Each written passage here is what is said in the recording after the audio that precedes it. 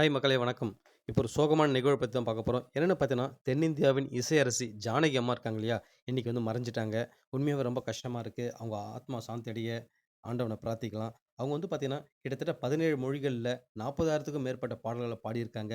33 மாநில திரைப்பட விருதுகள வாங்கியிருக்காங்க.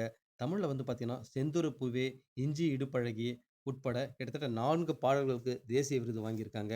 1957ல வந்து பார்த்தீங்கன்னா, "விதியின் விளையாட்டு" என்ற படத்தின் மூலம் தான் தமிழ்ல முதன் முதலா பாடகியா அறிமுகம் ஆனாங்க.